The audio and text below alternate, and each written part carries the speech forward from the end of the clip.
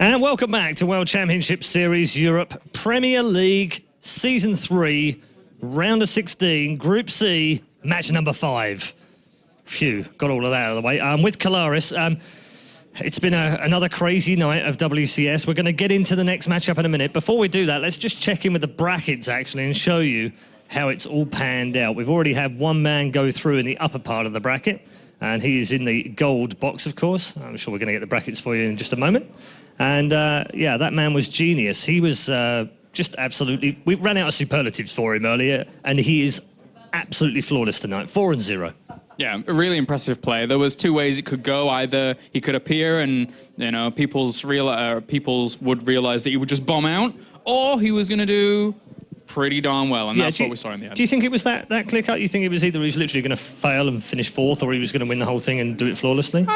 Yeah, I would go with that, because, you know, we just really didn't know what to expect from him. So I like to go for extremes, so we'll just go one or the other. 1st or 4th, screw it. All right, fine. He has finished 1st. The man that's finished 4th is Showtime. Many expected him to do that. The 19-year-old German, obviously fan favourite locally, but lack of experience maybe tonight. Has this been a good thing for him, though? Definitely a good experience, definitely. Coming onto a stage like this for the very first time, you're always going to have a little bit of nerves going into it, and it's important to get that first time out of the way. And for Showtime, I'm expecting to see him again eventually, going into 2014. I think he has a bright future. Okay, great. Final match of the night is a great match for us. It's almost the one that we all wanted to see this evening, because Nerchio 4GG, lots of history. Some would say some BM in the past. Some would say it was just jolly banter.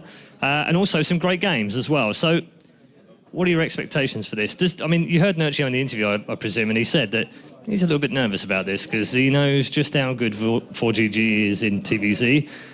But he maybe have some tricks up his sleeve as well. So if we get the Nerchio we had in his second match, then this should be a good match. But if we get the guy that turned up to the first game, this is going to be another whitewash, isn't it? Yeah, it's going to be a tough one for Nerchio, certainly, but at the same time, we really can't count him out. 4GG's TVZ hasn't looked that, impenetrable throughout the entirety of the WCS system, and as you said, there's a lot of history, so there's probably a lot of pride going into this series. There was times where Nerchio won some very easy series off his opponent in the past, and there's been a lot of words exchanged, as you rightly pointed out, so there's a lot on the line, not just a round of 8 spot, I think. Yeah, no, you're absolutely right about that too. We are about to find out then who advances through from Group C alongside Genius to make it through to the quarterfinals. That will be 6 men through, with our last 2, of course, tomorrow evening at 6 p.m. Central European Summer Time for Group D. Let's get into our 5th and final match tonight at WCS Europe. Here's your commentary team for this one. It's Apollo and Grubby. Well, thank you very much, Red Eye. We are here for the final game of the evening. It is going to be 4GG and it is going to be Nerchio going head-to-head in a best-of-3 to decide who moves on in second place and who's going home. And we have a lot of group stages here with the GSL group stage style here in WCS, where the same players meet twice.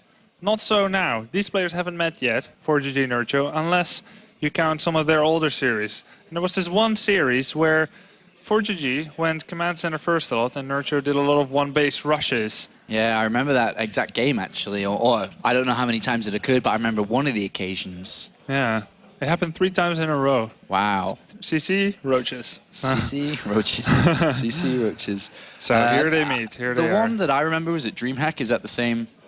I don't know. Happened, I saw a replay. That was a beta DreamHack. cup, the one I'm talking about. Oh, I'm talking about like 6 months ago. Oh, so they have a lot of these kind of games. They have a lot of these kind of games, man, and it's one thing that has happened many a time. I'm sure neither of us give any new info to the players there. They both know about this very well. I think that 4GG knows that he's been roached one-base stall in before, and that was actually because of a tendency which we saw from 4GG, where he just didn't scout very often, and Nerchio says, well, come on, man, if you're not going to scout, then I will do this to you, and he's not afraid to.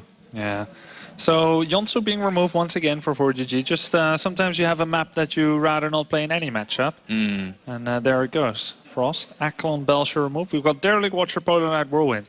Could be the first Polar Knight, isn't it? No, we saw Polar Knight in Group A. Yeah, we with saw Targa. one, I think, just one. But not all that much.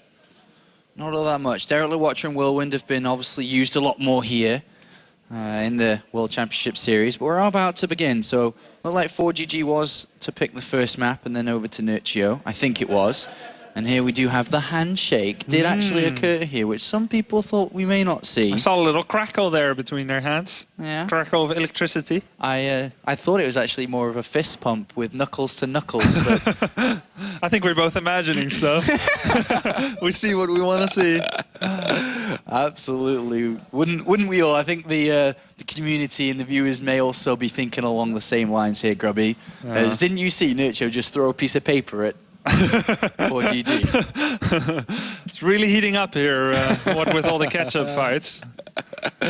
All right, so Polar Knight is map number 1 of this best of 3. Then we'll go over to Derelict, and then, if need be, Whirlwinds. Whirlwind to close it out if need be indeed.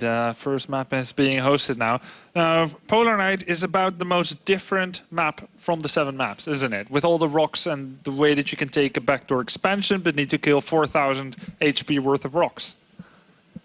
That's right. So it's a lot of hit points to get through in the early stages of the game, or even when you get towards taking your 3rd base, especially considering ForGG, who is known, and not just ForGG, but Terran players are known to take their early 3rd bases, and likewise as Zerg players. So, you know, something that we may not even see come into play today unless we see that base being taken a lot later on.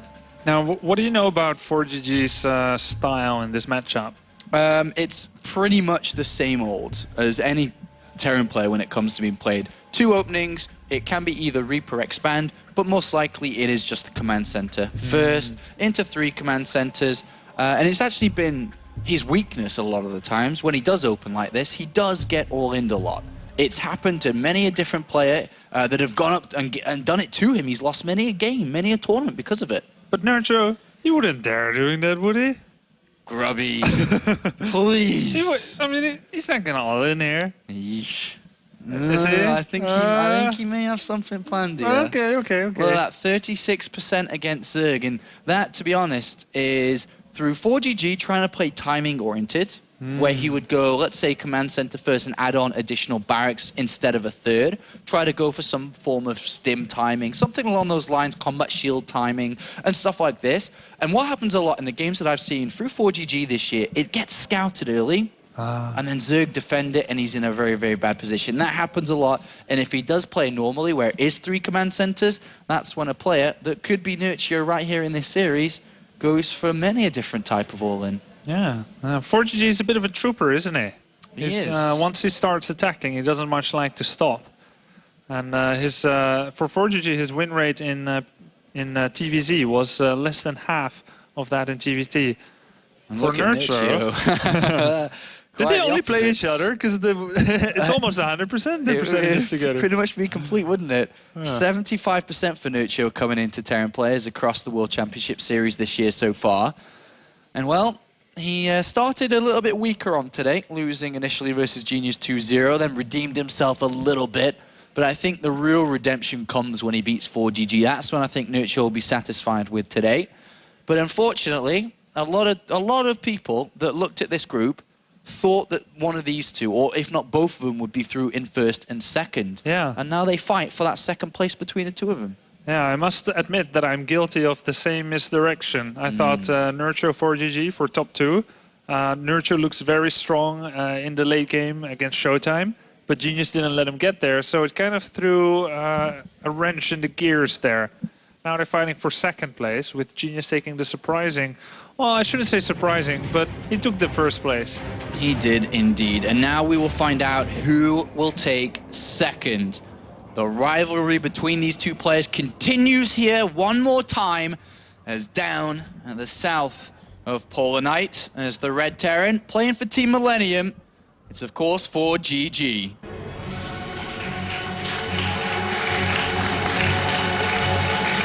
There he is, that's him.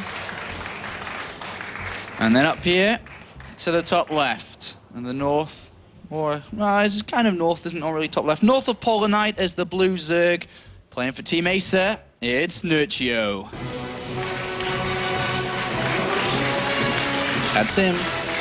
How can you be north of the Polar Knight when the North Pole is at the absolute north? I know, right? It's That's... Yeah. I can't wrap my head around that, but maybe I shouldn't try to. What you should wrap your head around, Grubby, is these two players, this series, and how it's going to shape up, because already we have a single barracks, not the command center first, as we do very see often from ForGG, but he has gone to his other build that he likes to use a lot, which is the Reaper Expand instead. So do you think he's going to make 2 Reapers and then go into a command center during this? Yes, I prefer the 2 Reapers over the 1. Yeah. 2 Reapers, as long as you're able to keep them alive, they join well when the Hellions are out. Yeah. 2 Reapers, a couple of Hellions denying creep, slow in the 3rd. Maybe they can get in and get a Queen kill if the Zerg player's a little bit sloppy here. Yeah, 1 Reaper can't do that. He almost gets out-regenerated by a Queen, and Yeah. the amount of times he needs to pull back to regenerate his own HP is allowing the Zerg, of course, to never let his Queen die. There's way too much time. So double Reaper usually, 1 command center during this, and then probably right away another command center after that, right? Yeah, that's right. I mean, at this, roughly at the same time, you get the factory, but 3 command centers is the way to play this. You don't necessarily have to grab the 3rd, but that is the most common. And when I say most common, I'm talking about 9 out of 10 times, if not higher, usually. Yeah, you gotta be Empire happy maybe to deliberately go for a 2-base type of play. But you said ForGG very sometimes does it too? Yeah, he definitely can throw it into the mix, but Nerchio is a player that does like to usually, unlike game number 1, scout things out like that quite easily. He knows that's a playstyle ForGG may go for, so definitely would be on the mind of Nerchio. He did drone scout as well, just outside his natural, in maybe anticipation of a 2 barracks. Yeah. Yeah, 2 barracks can be very good if the Zerg is caught unawares. Now we do indeed see that 2nd Reaper coming out, the 1st command center being added on as well.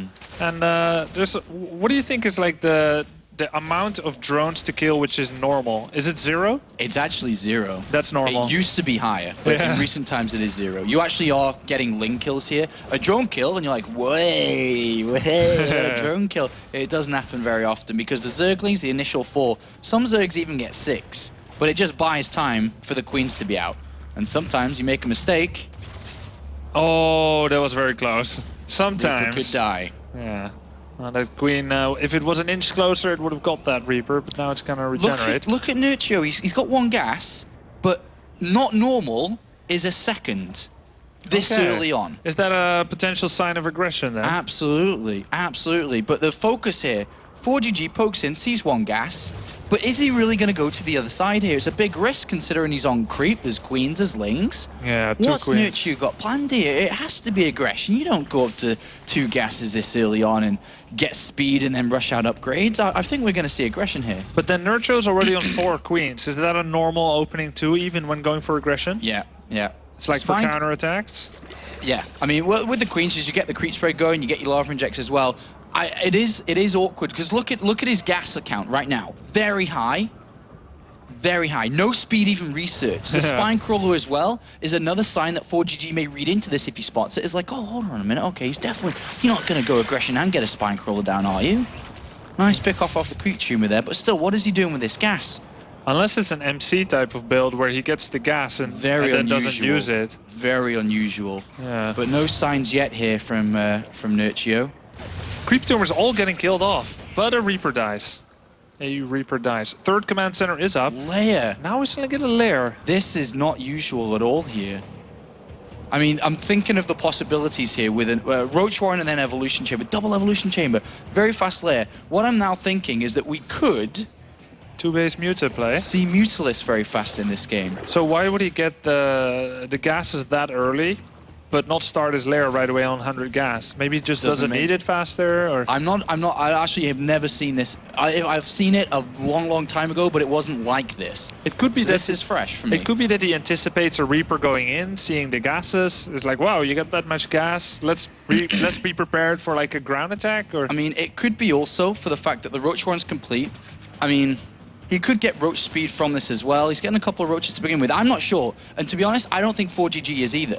Yeah. He's going to come in here and be like, well, you still haven't taken the 3rd. What exactly are you doing here? Nerchio's got no information on what his opponent's doing. He is building 5 Roaches here. Very defensively minded by his Evolution Chambers. The lair is done, yet we see no Spire. Yeah. He's still got 400 gas. No Roach speed yet. No Roach speed, no Baneling Nest. An Overseer has been morphed in here. This is probably to scout what his opponent's doing, but I'm not sure what Nerchio's trying to do. What's going on? I don't know. World doesn't make sense. And now we see Nerchio trying to take a third. Roach speed begins now. So is it some form of Roach speed and mass Zergling play? I don't know. I actually don't know what this is. All right, let's take a look at ForGG, because during all this, he got his third orbital. He's been making non-stop SCVs, almost non-stop, going up to 3 barracks, getting his upgrades. Combat shields, Tim is already done, and he's working on his starport. So nothing, nothing too crazy there. Obviously, what would we expect? He's trying to play reactive in the sense that he'll make bunkers if he sees an attack coming, but nothing of the like has happened. And now Nerchio going for a roach-based play, which isn't as common recently as mutualist circling, is it? Absolutely not. I mean, from the very get-go, this build's just been very different to what we're usually expecting. He's got 11 roaches now being made. He's still sitting at roughly 59 drones, I think, at this point, which is not bad. Obviously, could be rushed up higher now as he's getting his third base. But what is he really planning to do? Does he just start 2-2 from this position and play out a longer game with a slower third base? Maybe, you know, catching ForGG kind of confused at this point. But he's got a lot of gas in the bank, so 2-2 right now is the only thing that really makes a lot of sense. And overall, his build still completely from the get-go doesn't make sense, but the Bailey Nest has now started. Yeah, and interestingly, Nerchio's a kind of player who takes his own little take on upgrades. Yeah. He's upgrading second melee upgrade, but he doesn't have a single Zergling on the map. But what I think we'll end up seeing here, with the Bailey Nest by me, he's slowed his economy down here to get the layer fast, I mean, ultimately, what did he get the layer for? Roach speed? Is that the only thing he used the layer for here? But what we may see, because there's no Spire, is a heavy amount of gas spent into Banelings. For a 2-2 Baneling Roach play maybe, is what I'm leaning towards at the moment. But we do see these Roaches in the middle map push back a lot of these units. Now that I see this fight, I'm thinking that's the right amount of Roaches. They dealt with this. Despite medevac healing, Roaches do really well because they got high burst damage. So there isn't all that much to heal during this. And he's actually pushing ForGG back, even doing SCV damage. He is. Behind this, he's getting centrifugal hooks and 2-2 upgrades for Zergling Baneling. And look at this, it's going to have to be evacuated. Nerchio just pushes his back very simply with the Roaches he built earlier on. A lot of Zerglings waypointed across the map. Nerchio sitting at 60-odd drones at the moment, throws down the infestation pit. Just a very different game from Nerchio. And I'm sure this is catching ForGG off guard. Yeah. You know, a player that is so robotic when they play, you know, game in, game out. When you surprise them like this, they are going to start to question themselves and what the hell is going on. But we do have, as you say, centrifugal hooks come in. Still no gas invested into Spire play. But one thing to note is a tendency from ForGG, he's not a massive drop player. Yeah, so without Mutalisk, Nerchio can do pretty fine. Now, Nerchio didn't develop his style the way that Stefano was doing towards the end of his career, where he went Roach Hydralisk.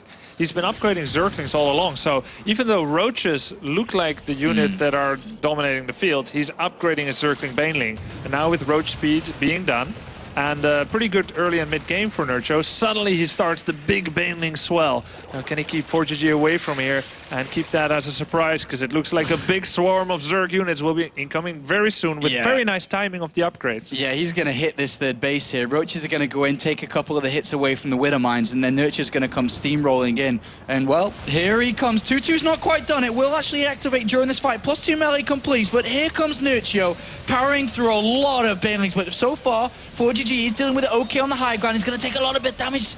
Spreads his units. Okay, not too bad on that section of the fight. But down on the third command center, he's losing a lot of SCVs. The Roaches are doing well. ForGG did okay there, but he's losing a lot of his economy. And remember, there's going to be more and more units coming in. This gets easier when 2-2 is done for ForGG. That's a long way. Yeah, that's a long way. Normally you wouldn't say it's that long, but with the fight going on, it is. I feel like ForGG did about as good as you could possibly expect, and he's still struggling with this. Such a powerful attack here from Nerchio. A lot of those Banelings were being shot down, but now there's so much firepower behind them. Very nice focusing firing there on the Banelings, and he's taking them all down without taking too much splash damage. Yeah, SCV counts dropping, command center taking damage here, more units being sprayed across the map. The hive and the fourth base has begun here. So even though Nerchio's build was very, weird. To And I'm us. sure to him it makes exactly. I'm sure to him it makes a lot of sense, but to us, I mean, we didn't read into it very well, but he has gone back to a normal style of play now. He's just done a lot of damage to this third base. He's got his hive on the way. I'm sure he'll start 3-3. He'll probably go over towards the Ultralisk Cavern as well. But from this position, Nerchio is controlling the game. ForGG is on the back foot. He's not mining from his third. He needs to be mining from that third. Yeah, and Nerchio is answering a critical life question here for Zerg against Terran, which has been bothering them very much in the recent days and the recent weeks and months. How to go up to hive tech without dying. How to survive 3-3 timings from ForGG. And Nerchio, he's just going to hive tech completely comfortably. Granted, ForGG's style is a little different than some Terrans, but still, Nerchio made it look like this. He's getting to hive and he has complete control of the game. Yeah, he's got complete control here, and he's going to come in with a large bailing attack once again, and ForGG is already down in numbers. His 2-2 has completed, which does make his units a lot better here, but against the sheer amount of units that Nerchio has, he's breaking through the economy line once again, detonating on top of those Marines and SCVs, and again, a big strike to ForGG's economy. He holds the high ground once again, and as you described earlier, is doing the best with what he's got, but he's taking a lot of damage every single time. Yeah, a lot of butter-clenching moments there for ForGG as he just tries to keep his head above the water, tries to mine anything at all from that third base, but we're getting to that point where the main base is running out.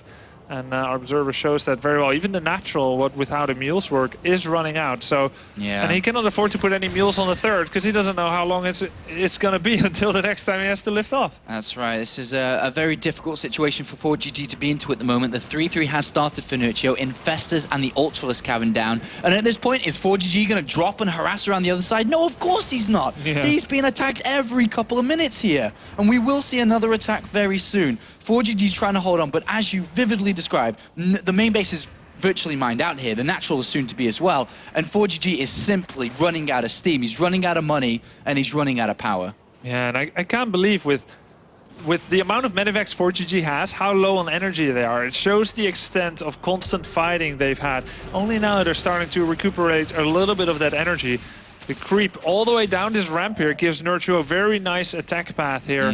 And Nerchio now getting his first Ultralisk.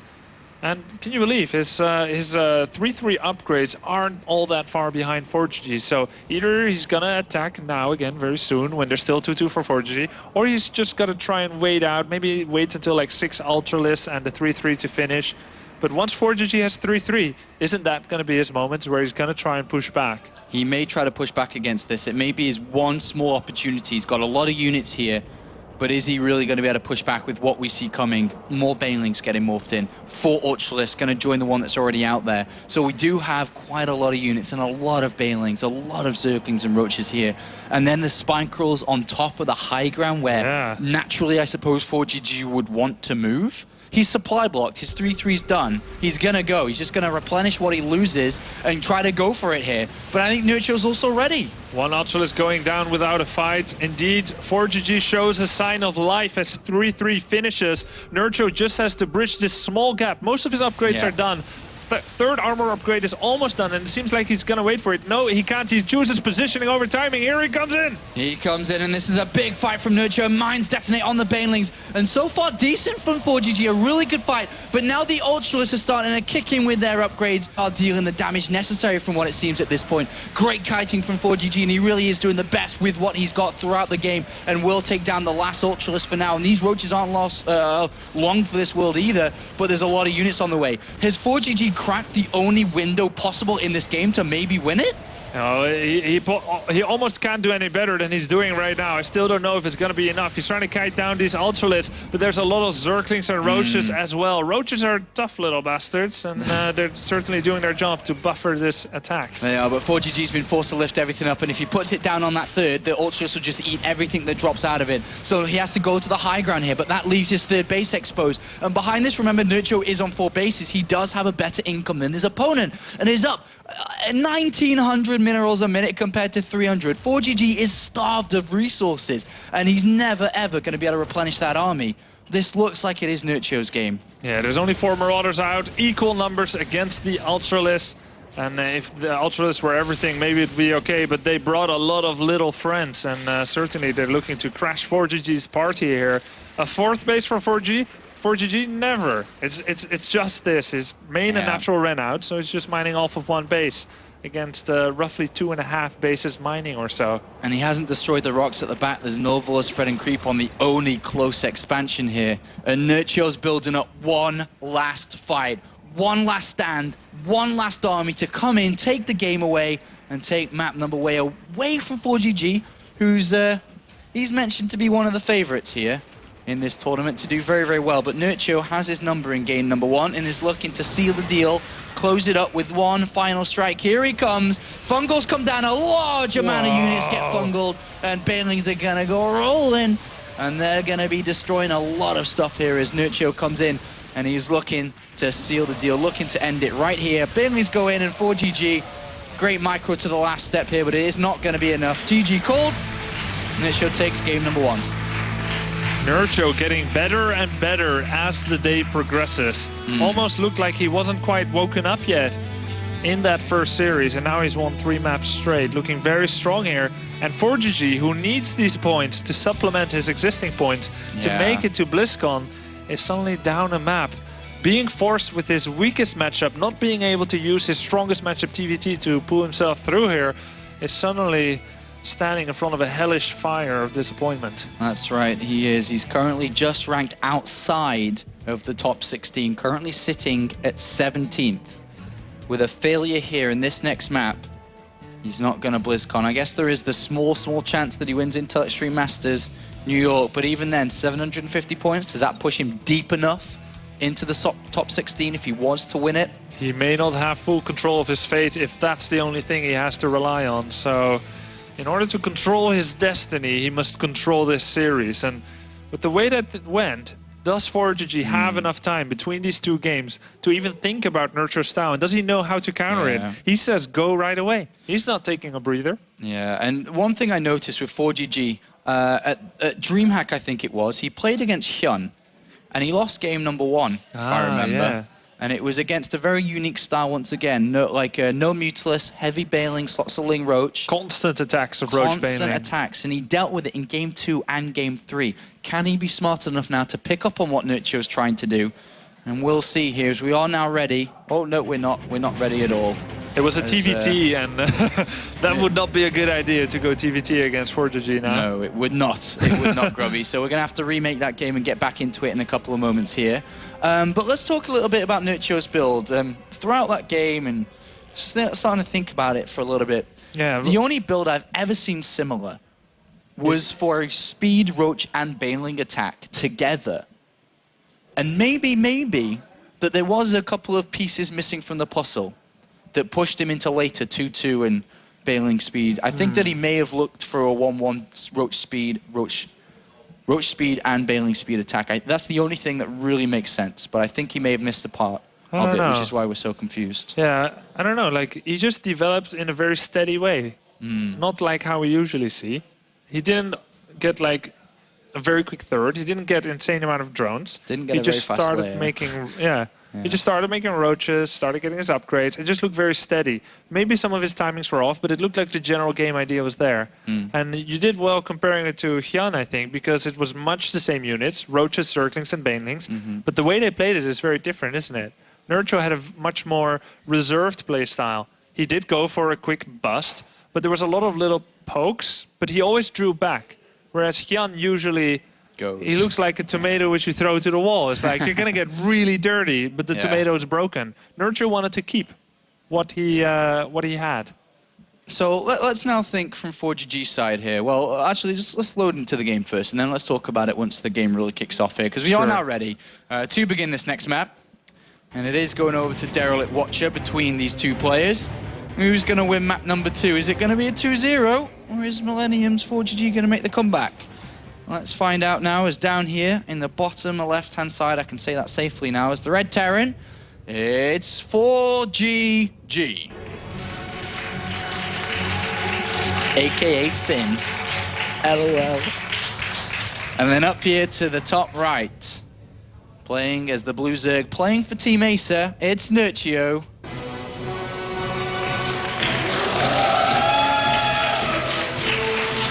Bit of lag on the crowds. But they made up for it in in power. In volume and power.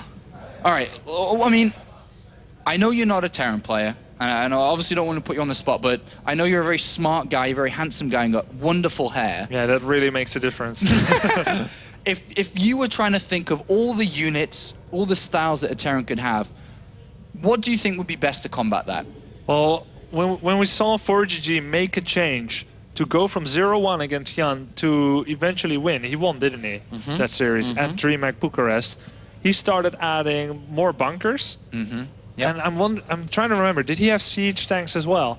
I think he did initially.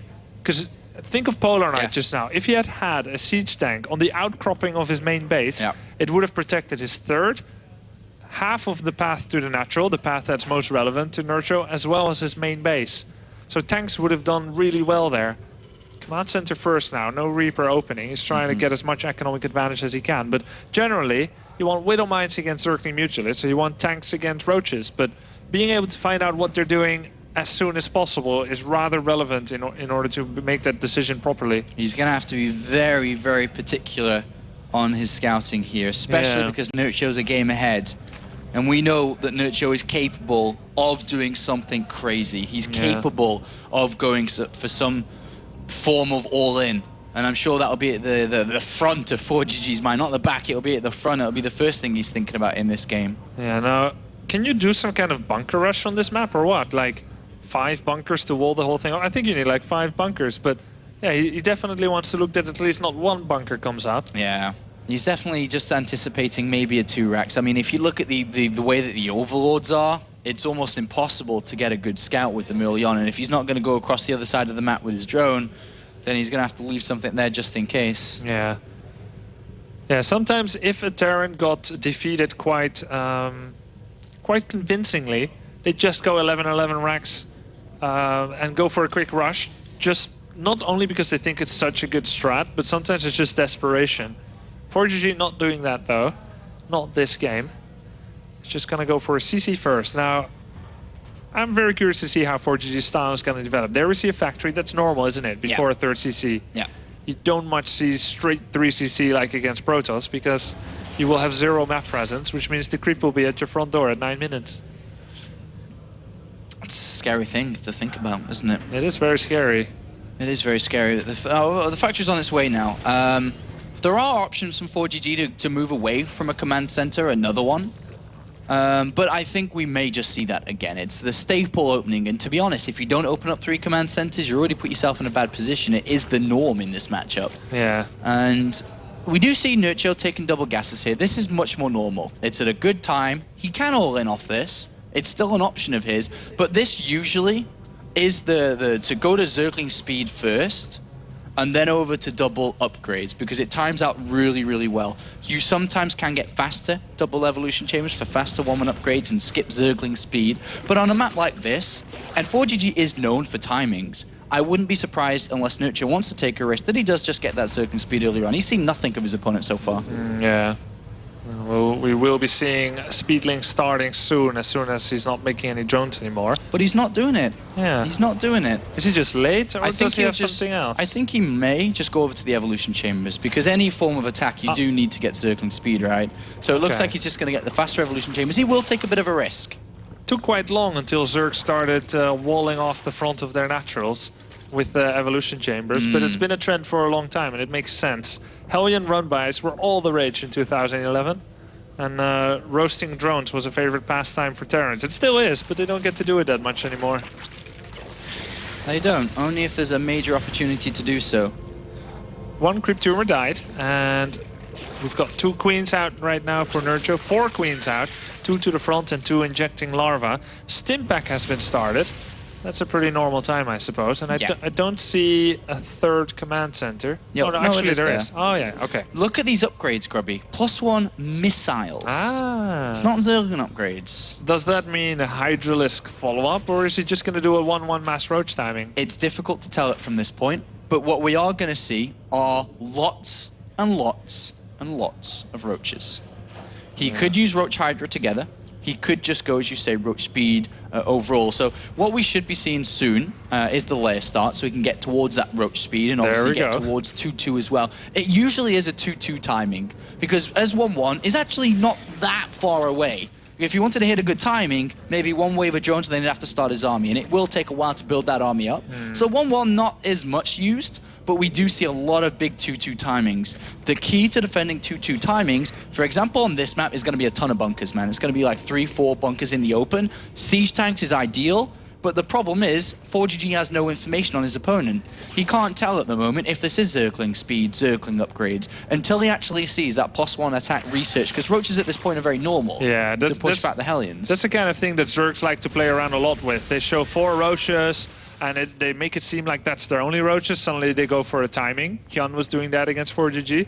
Or sometimes they show 6 roaches and then they're actually macroing. So in order to properly gauge it, it can be very difficult for ForGG. So yeah, with the amount of drones coming out now, it's definitely not going to be a 1-1 timing. But Nerchio is making it look like he's going to be aggressive. So yeah, will we have a knee-jerk response from ForGG? Not quite. The biggest response I see from him is he's not sent SCVs to his third, and he's actually pulled back all his units to his natural just in case there is an attack coming.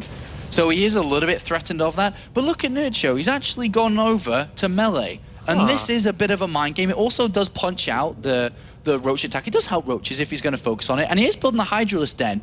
But to show +1 attack, it may force him over to tanks. So you think that he hopes that ForGG will click his roach and see the upgrades?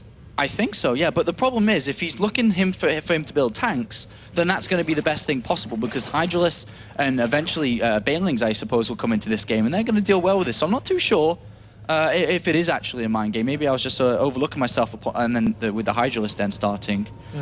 Roach Hydralisk. Yeah, but Stefano was doing that. I still feel it is going to be. It is still the timing, right? It's still going to be a timing when these upgrades align, but there's also going to be a lot of Zerglings coming in. The one thing with that, he needs to research Zergling speed. It's the only part missing from the entire puzzle. Yeah, I was just looking. It hasn't been started yet. And it takes quite long to finish, so if he doesn't start it soon, we could call it potentially a mistake. Not much point in getting +1 if you don't have Zergling speed. Well, ForGG's now seen these roaches, and he's seen that they've got +1 attack, or he should have at least. He feels it at least, with the speed the Hellions died. Yeah, I mean, we can't be for sure, but he should absolutely be knowing that that's the case right now. And to be honest, I really feel that he needs a lot of bunkers on the low ground soon, otherwise this could be a fast game from Nerchio, starting to race up in supply, more and more overlords in production, and that's a lot of units. It doesn't look like he is going to use Zerglings for now, maybe a future upgrade to start switching over back to Ultralists and so on, but for now, he's going to sacrifice that +1 melee, +1 missile attacks, +2 missile attacks, right. sorry. But he is going to come in with a large timing. Right now, there's no bunkers. They are now about to start, as we see, but there are those 3 some bunkers lines. You mentioned, but they're too late, yeah? They're very, very late at this point, and now he realizes what's going on, but is it too late? I don't see an Overseer here, so... But of course, Widowmines aren't as good against roaches and Hydralisks. They don't even kill a roach with 1 shot, or maybe just, but it's not as good as against Zergling. So now Nerchio moves in. He's actually maxed already at 1240. Quite impressive, a really. massive max here. And ForGG's like, oh my god, that's a lot of units. But he is fighting well on this right-hand side. Not all the Hydras are in there at the moment, but that's a lot of units. The bunkers aren't ready. And Nerchio at 200 supply to 130 here is just powering forward. ForGG is dying to a yet another Zerg player. And as we can see, look at the supplies. He didn't read the game well enough. He didn't react fast enough. And Nerchio is steamrolling. Nerchio looks like he's about to beat ForGG. The SCVs come off, but what the hell are they going to do here? Yeah, roaches are very tanky. SCVs are not going to cut it. ForGG here living on borrowed time. 77 supply against 167. Nerchio, first attack works right away. He even has a melee attack upgrade, which doesn't really come into the game at all. I wonder what that was about, but can't fault him for the little things. I think he was thinking long-term in case this didn't work, but it has worked. He's broken ForGG's armor, and unfortunately for the World Championships, we aren't going to have a Terran in the round of 8 so far, and all hopes will rely on MMA tomorrow as ForGG calls GG, and Nerchio from losing game 1 of the day 0-2. Now wins 2 games, 2-0 each, and makes his way into the round of 8. Yeah, and after all, looking pretty satisfied with himself. Those games looked quite strong indeed. Only Genius was a mountain too high to climb, but ForGG and Showtime, not much of a challenge for him just now today. And ForGG's got to go back to the drawing board and figure out how to improve his Terran versus Zerg matchup, I think. And it stays his weakest, down that very low percentage. And he is crippled here by Nerchio. Damn you, Achilles heel, TVZ, says ForGG if he knew the words in English. That's right. He may not know that, but unfortunately for him, he is now out in the round of 16 after such good success in Season 1. That's not to be a repeat in Season 3. Well, now let's hear from Nerchio in the winner's interview. Thank you, guys. With Nerchio, the beaming smile as you came over to walk over here to the interview area said it all for me. But let's just run through the maps. First of all, map 1. Talk us through map 1 against ForGG. I was kind of surprised because he took the base closer to me. I don't think it makes that much sense on that map. Well, it's actually, you know, quite similar to Battleship, so maybe, but it played right into my hand since I was going very aggressive strategy. Yeah, I noticed, you know, many Terrans take very greedy third base without many units, so a small army of roaches can really punish that, and then you can snowball your army into some timing attack. So, yeah, so that was it. And then ultras at the end just to finish things off nicely. Yep. Okay, map number 2, slightly different approach. It was a Stefano play out of that one? Yeah, maybe you can call that, I don't know. Well, it definitely works a little bit better since you have Hydra speed. Well, I didn't research that, but if you don't kill them with the attack, then you can make Hydra speed and you can still play a little bit until they make mass tanks. Well, Derelict is very good for that since you have a big flank. You can use your 2-2 over their 1-1. I could even see the armory coming up, so I knew I was ahead in upgrades, and yeah, that was enough to kill him. Yeah, you also had +1 melee on the way as well. Was that just a secondary plan just in case the first attack didn't work, or were you confident that first attack was just going to blow him away? Well, the attack has to do a lot of damage or you are behind. I actually can't recall making a +1 melee, you know, but yeah, I mean, if that does damage, enough damage, you can still go like Ling Ultra. But otherwise, yeah, I usually just kill them with attack or I lose. That's what happens most of the time. It worked out really well this time. Congratulations on that. Quarterfinals now, round of 8 in WCS. You didn't make it through last time when you were here in the first season, so you've done the bare minimum, I guess, in terms of what you would have expected to do. But you can go so much further now, right? Well, if only you can stop losing the first game. Well, I hope so. We'll see how the bracket turns out. On one hand, I hope MMA will pass the group tomorrow, but if I get him in bracket, that's not so nice for me then. Bit of a team kill going on there. Congratulations, though, Arthur. Nerchio is through to the round of 8. Our final man from Group C joins Genius in the quarterfinals. Don't forget they'll be played on October the 5th and the 6th. Right now, we're going to wrap things up with all 3 commentators, Kalaris, Apollo, and Grubby. Thank you very much, Red Eye. Isn't he good at his job, guys? The very best. He's the very best, isn't he? All right, let's just let's start to recap a little bit of today, right? We've already had 3 days now of WCS in a row. We've had Group B, Group C, and now Group C. 2 more players to join the 4 that have already gone through. Let's just start with a simple question. Was this what you expected, Kalaris? No, but at the same time, this now means 3 of our Zergs have gone through, with only Starbuck left tomorrow to see if he can prove it for the entire race, which is really impressive from Zerg so far. And did you expect, we can take a look at the bracket as well for you guys at home, but if we look at this now, Grubby, was this the lineup you really expected? Was this the pathway you thought it would be? I thought it was going to be ForGG and Nerchio in top 2, with Genius not quite like being in shape or anything, but how wrong was I? So wrong. It's been 3 Zergs and 3 Protoss, and none of the Terrans made it so far. And yeah. All the hope rests on MMA shoulders. That's right. That kind of leads us very nicely thinking about tomorrow. Today's been a pretty good day once again. Upsets happen. This is the World Championship Series. It seems to be a regular pattern here. But when it comes to tomorrow, which we'll get into very briefly here, tomorrow's an exciting day, right? That's kind of wrapping up for what we've seen today. But let's now just focus a little bit on what we're going to see tomorrow. Because tomorrow, as you say, we have 1 Terran left. MMA, the Terran Hope, the European Hope, the Terran Bonjour, I don't know what you want to call him. Oh dear. Oh no. He's coming out today. But I mean, let's take a look at tomorrow in a second. We'll bring that up for you. But what are your thoughts on tomorrow? Well, Starbuck is kind of the young buck here, no pun intended, secretly yes pun intended. MMA, the Terran world rests on his shoulders, but such capable shoulders they are. Now that ForGG is out, you could see him as one of the favorites of the tournament, actually. ForGG, very good at TVT. If he had met MMA, it would be a clash of the titans. But MMA, he's a bit more all-rounded than ForGG. He's really good at every matchup. Now, I was speaking to Titan a little bit earlier, and he says if Starbuck can suppress his nerves, he sees Starbuck advancing from the group for sure, because he has a lot of crazy strats. Yeah, he does. And I know you followed Starbuck around a lot and spoke to him as well. Yeah. You think that he's going to approach that matchup with an absolutely berserk mindset? Yeah, he's even been pretty vocal about it on multiple fronts.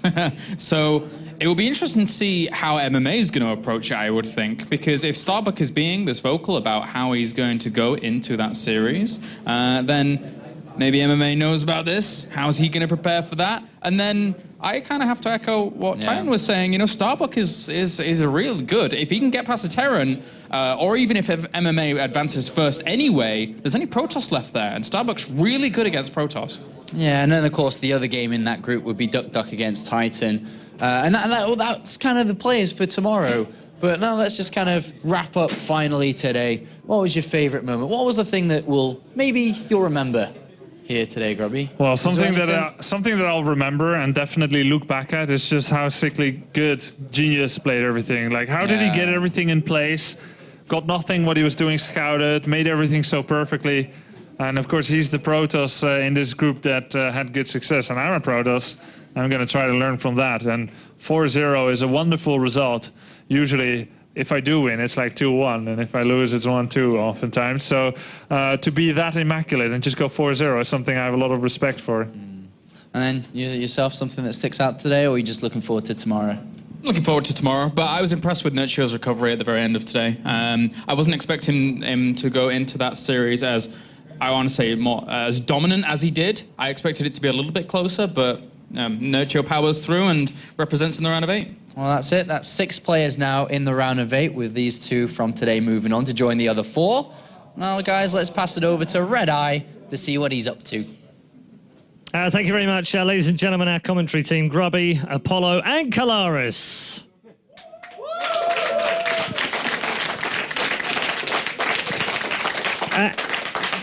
And we shouldn't forget also, there is also a man upstairs that we've locked in a box somewhere with a computer, which is Funker, our observer, everyone.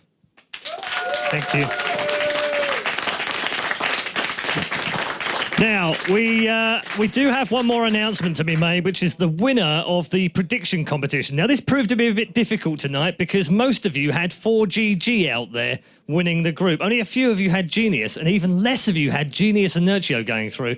But I can confirm that at Bambu's Q, who, appropriately enough, needing some magic, is also called Peter Pan.